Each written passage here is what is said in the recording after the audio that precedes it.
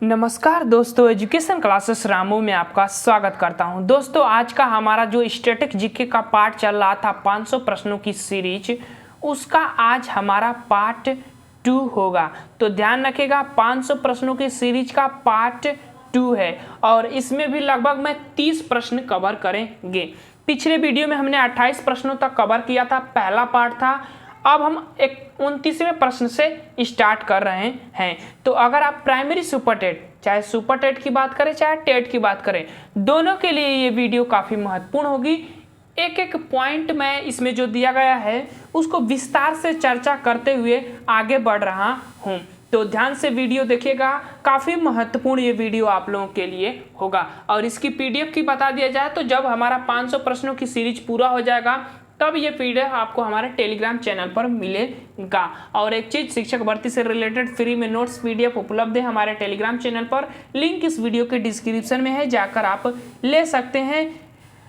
काफ़ी महत्वपूर्ण होगा वो पीडीएफ आप लोगों के लिए। तो चलिए दोस्त, आज हम स्टार्ट करते हैं पार्ट 2 और 29वें प्रश्न से। तो महत्वपूर्ण है, ध्यान से इस चीज़ों को कवर करिएगा। तो चलिए, प्रश्न नंबर 29 कह रहा है कि गीता रहस्य पुस्तक के लेखक कौन है। इनसे रिलेटेड मैं और भी पॉइंट बताऊंगा, तो ध्यान रखिएगा। बाल गंगाधर तिलक जो है गीता रहस्य पुस्तक से रिलेटेड है, मतलब इसके लेखक ये हैं। इनसे रिलेटेड इंपॉर्टेंट पॉइंट आपको बताता हूँ। जैसे कि आपको 1883 में 1883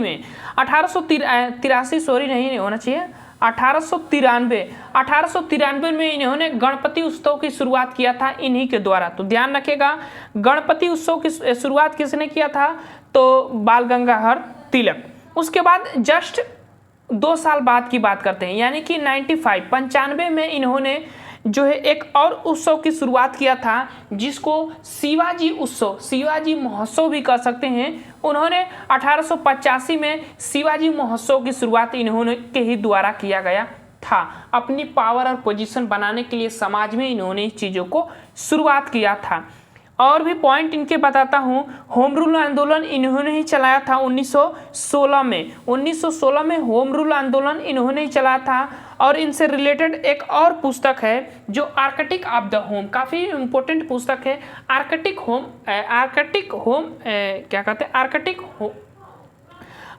होम ऑफ द आर्य, यानी कि आर्य जो है आर्कटिक महाद्वीप से आए हुए थे, माने आर्यों के बारे में इन्होंने उस पुस्तक में लिखा हुआ है। तो आर्कटिक होम ऑफ द आर्य, ध्यान रखिएगा, इनकी पुस्तक है। तो ध्यान रखिएगा, इतना पॉइंट गीता रस बाल गंगाधर तिलक। ज़्यादा समय ले लिया, चलिए आगे चलते हैं। बाकी प्रश्न नंबर 30 है कि कैंसर के उपचार के लिए किस रेडियो समस्थानिक का उपयोग किया जाता है? तो कोबाल्ट 60 का प्रयोग किया जाता है। थायराइड ग्रंथि के कैंसर का पता लगाने के लिए तो आयोडीन 31 का प्रयोग किया जाता है। तो ध्यान रखिएगा, अगर पूछे कि रक्त के थक्के की स्थिति का पता लगाने के लिए किस समस्थानिक का प्रयोग किया जाता है, तो सोडियम 24 का प्रयोग किया जाता है। तो ध्यान रखिएगा, सोडियम 24 का प्रयोग किया जाता है। और ट्यूमर का पता लगाने के लिए पूछेगा तो आर्सेनिक 74 का प्रयोग किया जाता है। ध्यान रखिएगा, आर्सेनिक हो जाएगा यहाँ पर। तो आर्सेनिक 74 का प्रयोग किया जाता है। इतना पॉइंट इससे रिलेटेड है।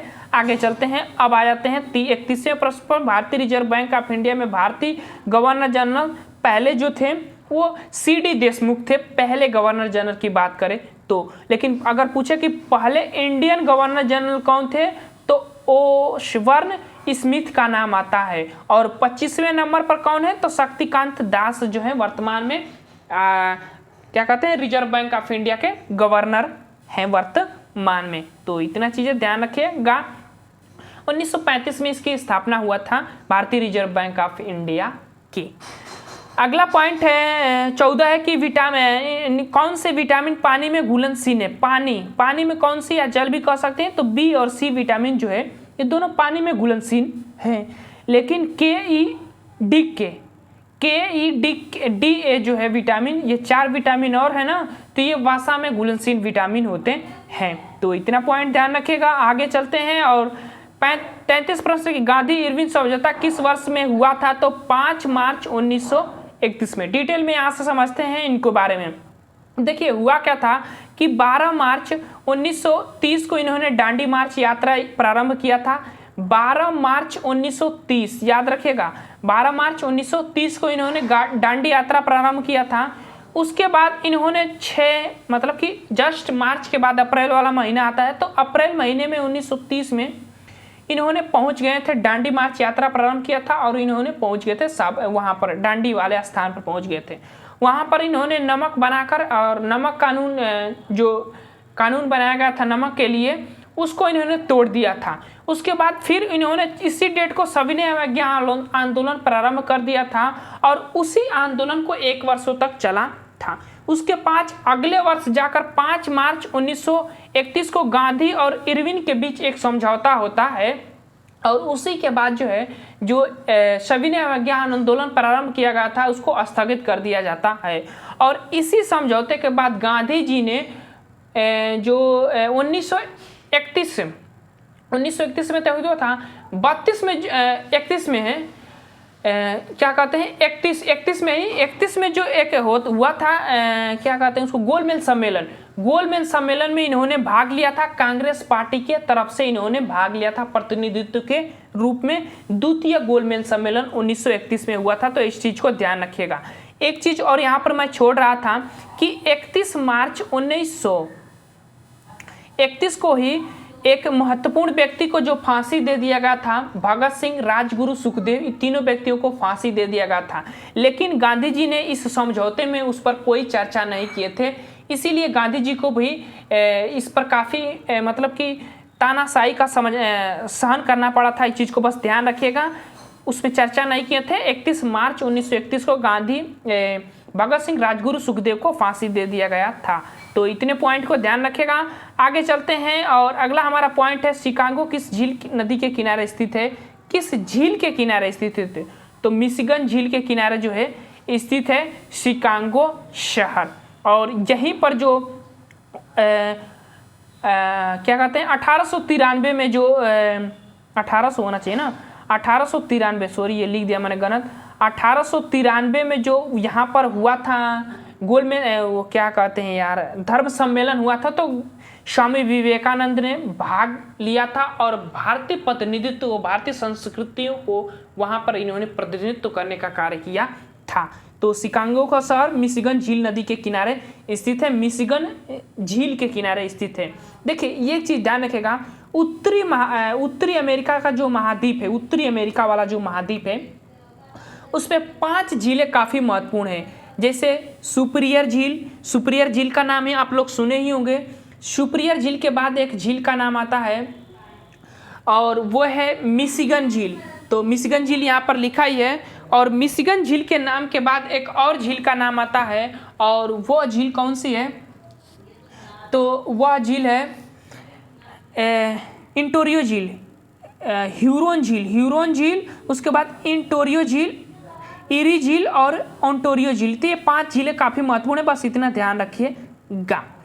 आगे चलते हैं और इसमें से एक प्रश्न और भी बनता है कि मीठे पानी की सबसे बड़ी झील कौन सी है? तो सुपीरियर झील, बस इतना ध्यान रखिएगा। मीठे पानी की सबसे बड़ी सी झील और शिकागो शहर जो पूछा जाता है ज़्यादा प्रश्न मिशिगन झील के किनारे स्थित है, ये तो बात आपको सामने है। प्रश्न नंबर 35, धुआंधार जलप्रपात किस नदी के किनारे स्थित है? तो नर्मदा नदी के किनारे, नर्मदा नदी पर स्थित है धुआंधार जलप्रपात इसको कहते हैं। झरना जो होता है ना उसी को जलप्रपात के रूप में कहते हैं। जैसा समझिएगा नर्मदा नदी जो है भारत के पश्चिम साइड में बहने वाली नदी है, डेल्टा का निर्माण नहीं करती है और यह रिफ्फ घाटी की नदी है। यानी रिफ्फ घाटी उसे कहते हैं जिसके दोनों तरफ पहाड़ हो और बीच में नदी ऐसे बह रही है, तो उसको हम क्या कहते हैं? रिफ्फ घाटी कहते हैं। तो नर्मदा नदी धुआंधार जलप्रपात मध्य प्रदेश में ये बनाती, जबलपुर में, मध्य प्रदेश के जबलपुर में बनाती है, तो ध्यान रखिएगा। आगे चलते हैं और राष्ट्रपति के क्षमादान की शक्ति कौन सा अनुच्छेद? तो अनुच्छेद 72 है। राष्ट्रपति का पद अनुच्छेद 52 के तहत है, क्षमादान 72 के तहत। मृत्यु दंड को ये क्षमा कर सकता है, जिसको मृत्यु दंड दिया गया रहता है उसको अनुच्छेद 72 के तहत राष्ट्रपति क्षमा कर सकता है, तो ध्यान रखिएगा।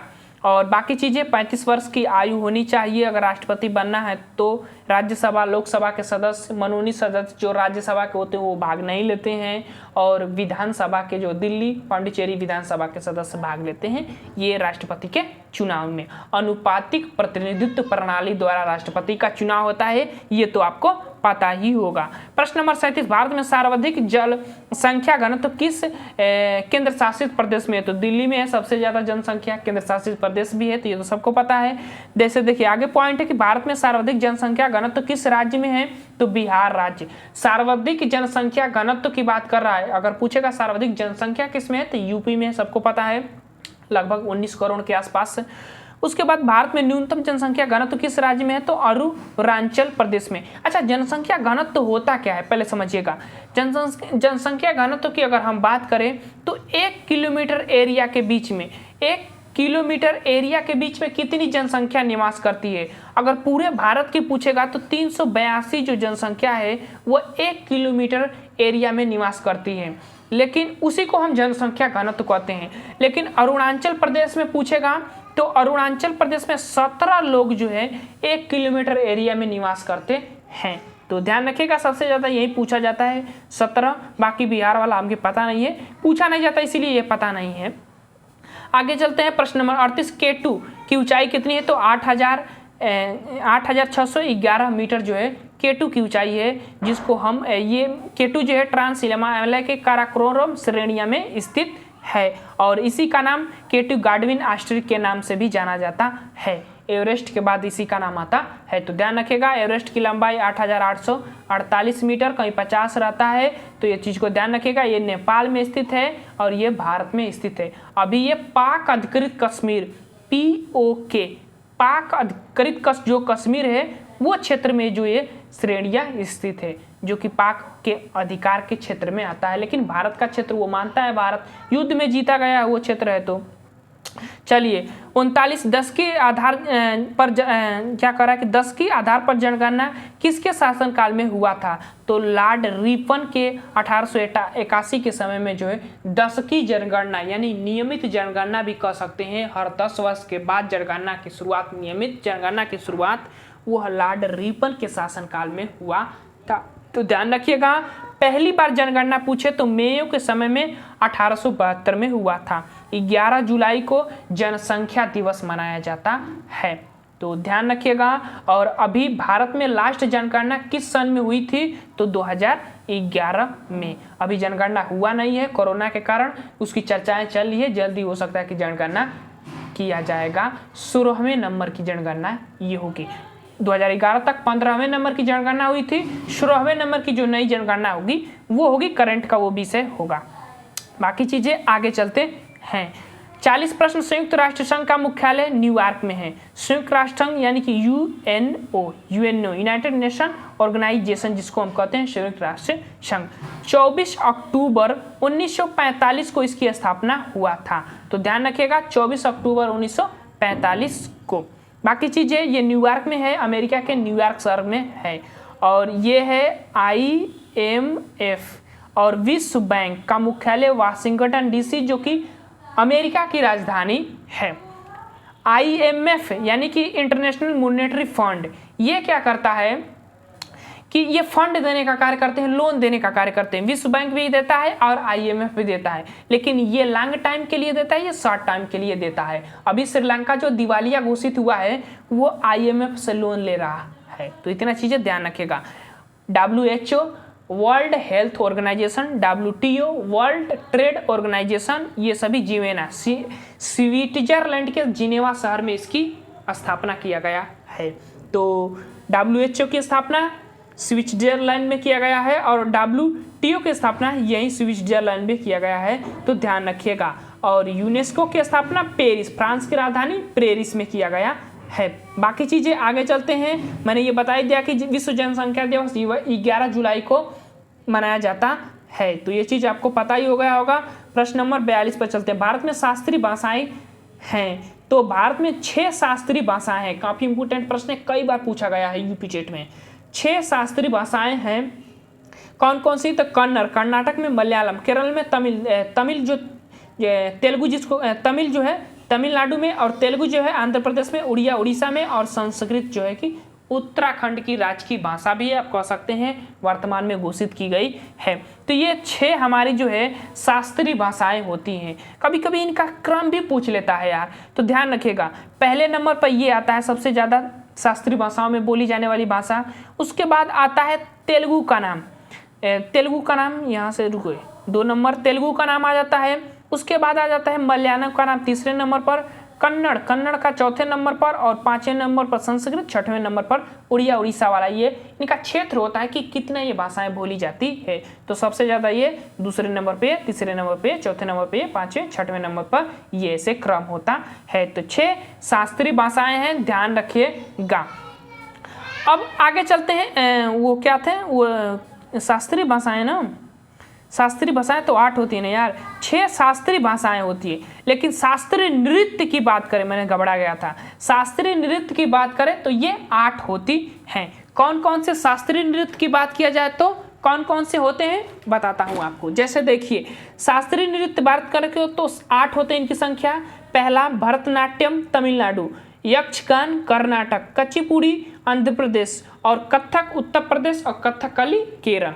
उसके बाद मणिपुर में, उड़िया उड़ीसा में, और एक होता है सतरिया नृत्य जो है कि असम में। ये 8 जो है शास्त्रीय नृत्य कहलाते हैं। तो ध्यान रखिएगा, ये शास्त्रीय नृत्य के अंतर्गत आते हैं।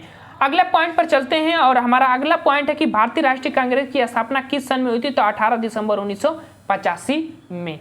ध्यान रखिएगा, कांग्रेस पार्टी की स्थापना कब हुई थी? तो 1885 में। अध्यक्ष कौन थे प्रथम? तो व्योमेश चंद्र बनर्जी थे। स्थापना किसने किया था? तो A.O. हेम्यू ने किया था। ध्यान रखिएगा, विदेशी महिला A.O. हेम्यू ने इसकी स्थापना किया था। बंबई में किया गया था। गोकुल दास तेजपाल संस्कृत महाविद्यालय, यही सही नाम होगा, और उसी में ये बैठक हुई थी पहली। उसकी अध्यक्षता जो है व्योमेश चंद्र बनर्जी ने किया था। तो इतना चीज़ें ध्यान रखिएगा। बाकी चीज़ें जब हम एक वीडियो में पढ़ेंगे हम राष्ट्रीय कांग्रेस की, तो उसमें बात किया जाएगा।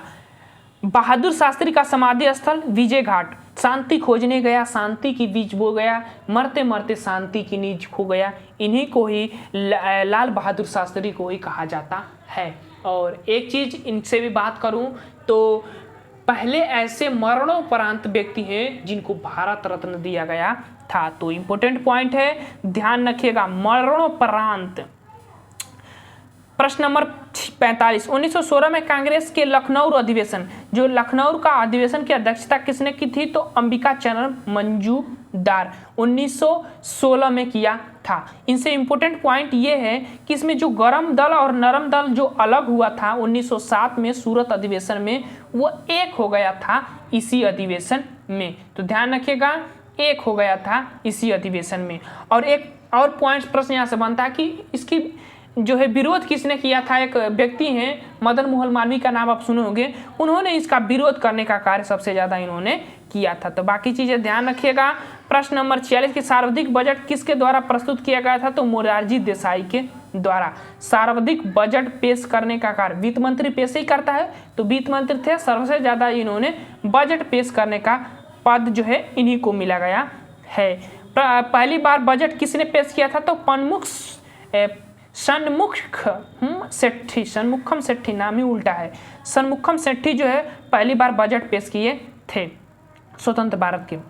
और अब आ जाते हैं प्रश्न नंबर 48, एलपीजी में गंधक किसके रूप में प्रयोग किया जाता है? मरकैप्टन। मरकैप्टन जो है महक जो होती है, गंधक के रूप में जो महक होती है उसमें मरकैप्टन का प्रयोग किया जाता है। आपको पता हो जाए, एलपीजी का फुल फॉर्म होता है लिक्विड पेट्रोलियम गैस। और इसमें प्रमुख घटक की अगर हम बात करें एलपीजी में, तो मेथेन, प्रोपेन और ब्यूटेन। ब्यूटेन, 3 चीज़ों को याद रखिएगा, मेथेन, प्रोपेन, ब्यूटेन। पूछा जाता है इसमें से कौन सा घटक नहीं है एलपीजी का, तो 3 रहेगा, एक नहीं रहता है। तो मेथेन, प्रोपेन, ब्यूटेन। फिर से बता रहा हूँ, मेथेन, प्रोपेन, ब्यूटेन, तीनों नाम ध्यान रखिएगा। और जो एलपीजी की महक आती है वो मरकैप्टन की वजह से आती है, गंधक जिसको आप कह सकते हैं। आगे चलते हैं और अगला हमारा पॉइंट है बांग्लादेश। ये कट नहीं रहा है। बांग्लादेश की राजधानी सर्वाधिक सीमा किस राज्य की लगती है? तो पश्चिम बंगाल की सबसे ज़्यादा सीमा बांग्लादेश की रखती है। और ये भी बात ध्यान रखिएगा कि भारत की सबसे ज़्यादा सीमा जो है भारत बांग्लादेश के साथ ही साझा करता है। 4096 किलोमीटर सबसे लंबी सीमा जो है बांग्लादेश के साथ साझा करता है। उसके बाद चाइना का नाम आता है, तो ध्यान रखिएगा। और एक और प्रश्न, जो त्रिपुरा राज्य है हमारा पूर्ववर्ती राज्य, वो 3 तरफ से बांग्लादेश से सीमा साझा करता है। और असम जो है वो 2 जगह से बांग्लादेश से सीमा साझा करने का कार्य करता है, ये भी ध्यान रखिएगा। बाकी चीजें आगे चलते हैं। प्रश्न नंबर 50, सरोजिनी नायडू ने किस अधिवेशन में कांग्रेस की अध्यक्षता की थी? तो 1925 के कानपुर का जो अधिवेशन हुआ था उसमें सरोजिनी नायडू जो थी वो कांग्रेस पार्टी की अध्यक्षता की थी। प्रथम महिला जो है ये है कांग्रेस पार्टी की जो अध्यक्षता की है। लेकिन विदेशी महिला पूछेगा तो ऐसे पूछेगा कि प्रथम महिला कौन है जो कांग्रेस पार्टी की अध्यक्षता की थी? तो एनी बेसेंट 1917 में कलकत्ता वाले में अध्यक्षता की थी। ध्यान रखिएगा एनी बेसेंट। लेकिन प्रथम भारतीय महिला जो है कौन जो कांग्रेस पार्टी की अध्यक्षता की थी? तो सरोजिनी नायडू का नाम आता है। तो ध्यान रखिएगा सरोजिनी नायडू का। प्रथम राज्यपाल का पद इन्हों को ही मिला है उत्तर प्रदेश के। तो भारत का प्रथम राज्यपाल सरोजिनी नायडू को ही माना जाता है भी है, माना किया जाता है। आगे चलते हैं और यहाँ पर है कि भारतीय राष्ट्रीय कांग्रेस की पहली महिला अध्यक्ष सरोजिनी नायडू, यहाँ पर लिखा ही गया है। आगे चलते हैं 51, गोपथ ब्राह्मण ग्रंथ का संबंध किस वेद से है? तो गोपथ अथर्ववेद, इसमें जादू टोना वाली विधियां जो है इसी अथर्ववेद में, सबसे लास्ट का वेद यही है अथर्ववेद। 4 वेद होते हैं, ऋग्वेद, सामवेद, यजुर्वेद और अथर्ववेद। सबसे लास्ट का वेद अथर्ववेद, जादू टोना वाली प्रक्रियाएं इसी में सम्मिलित होती है। तो वेद त्रयी में अथर्ववेद सम्मिलित नहीं है। त्रयवेद अगर पूछेगा तो ये अथर्ववेद सम्मिलित नहीं है। त्रयवेद में अंतर्गत यजुर्वेद, सामवेद और ऋग्वेद 3 वेद ही आते हैं। सप्तमें जो है मुंडकोशनिष से लिया गया है। मुंडकोशनिष का वर्णन कहाँ है? तो ऋग्वेद में है। सबसे प्राचीनतम वेद ऋग्वेद, ध्यान रखिएगा। बाकी चीजें ये काफी इंपॉर्टेंट पॉइंट है। सिक्कों का अध्ययन क्या कहलाता है? तो न्यूमिस्मैटिक कहते हैं।